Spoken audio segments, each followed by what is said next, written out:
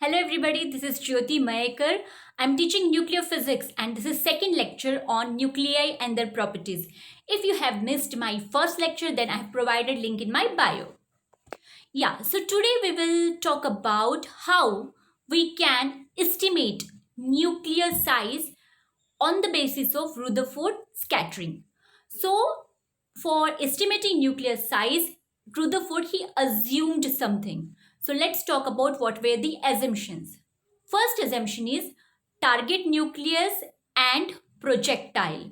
Now, here target nucleus is gold foil, so gold atoms, that is the target nucleus, and projectile, our projectile is alpha particles. Okay, so target is gold nucleus, projectile is alpha particle. First assumption is target nucleus and projectile particle are considered as point charge. And as they are considered as point charge, so the Coulomb's law can easily apply. Second, target remains at rest. Third one, inside the nucleus, gravitational force is completely neglected. Fourth, inside nucleus, an interaction between protons and neutrons is very strong to overcome large Coulomb repulsive force present between any two packed protons. See, inside the nucleus we have protons and neutrons both. So protons are positively charged, so there is a chance that the two protons they may repel each other. But why they are not repelling? Because the interaction between proton and neutron, it is very strong, and that interaction overcomes large Coulomb repulsive force present between two protons. Now this is the diagram for showing deflection of alpha particle in Rutherford's alpha scattering experiment. Now here see this diagram. Here in this diagram, let R, it is the radius of gold nucleus, Z atomic number of target, that is nothing but gold nucleus, Z into E, that will be charge on target nucleus, M mass of alpha particle, 2E charge of alpha particle, because alpha particles they are nothing but helium nuclei, so 2 into E, that will be charge on alpha particle. And B, small b, it is impact parameter. Impact parameter, that is the shortest distance from the nucleus to the initial direction. Now, what are the observations from figure A? Look at this figure A. Look at this figure A carefully. You can see that alpha particles are coming, and different alpha particles they are traversing in a different direction. See the path 1, path 1, path 2 and path 3. So at path 3 the alpha particles are diffracted by a very long distance. So let's see. When B, small b, it is greater than R, the deflection of alpha particles is less because of less Coulomb repulsive force. When B, that is the impact parameter, it is less than R, that is the radius, then alpha particle goes through the nuclear positive charge.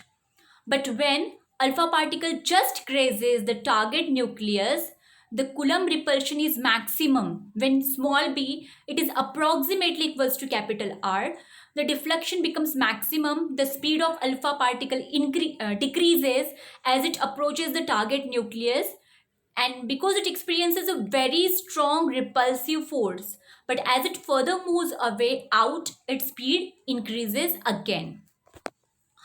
Now this force between alpha particle and nucleus, it can be given by Coulomb's law of inverse square. So according to Coulomb's law of inverse square, force it is given by 1 upon 4 pi epsilon 0 q1 q2, product of charges upon square of the distance between them. Here the two charges are charge of alpha particle and charge of gold nucleus.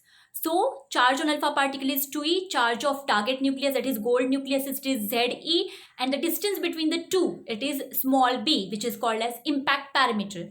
So our force equation will become F equals to 1 upon 4 pi epsilon 0 2e into ze upon b square. Now if v is the velocity of the particle, that the time during which the force operates is given by delta t equals to b by v. We know that velocity equals to distance upon time. So basically we are finding out time. So time will be distance upon velocity. It is the same equation. So delta t equals to b upon v. According to Newton's second law, force it is nothing but rate of change of momentum. So F equals to delta P upon delta T. Or in other words, we can write delta P equals to F delta T. Or delta P equals to, here we will substitute the value of F which we have calculated, and delta T. Delta T it is B by V, and F we have already calculated. So delta P equals to 1 upon 4 pi epsilon 0 2E into ZE upon B square into value of delta T. Delta T is B by V. One B will get cancelled, and that is how we will get this equation. Delta P equals to 1 upon 4 pi epsilon 0 2E ZE upon BV. From figure B, let's go to figure B. Wait. Now see this figure B. In figure B, this angle theta, tan theta, it will be opposite upon adjacent. So tan theta it is delta P upon P. That's what I have written here. So tan theta equals to delta P upon P. For very small values of theta, tan theta, it is approximately equals to theta. So I can write theta equals to delta P upon P. Also P, it is nothing but equals to mass into velocity, so m into v. So basically theta, it will be delta P upon mv. Now this value of theta we will substitute. This value of so we will get theta equals to 1 upon 4 pi epsilon 0 2E ZE BV into 1 by mv. Or in other words, B equals to 1 upon 4 pi epsilon 0 2ZE square upon BV square into 1 by theta. Now this is equation 1, which relates impact parameter and angle of deflection. If we, so B and theta. Now as B decreases, as impact parameter decreases from high value to 0, theta increases. Rutherford noted the deflection varying from 1 radian to maximum of pi radians. And for maximum deflection, substituting B equals to R and theta equals to 1 in equation 1 can be written as R equals to 1 upon 4 pi epsilon 0 2ZE square upon mv square.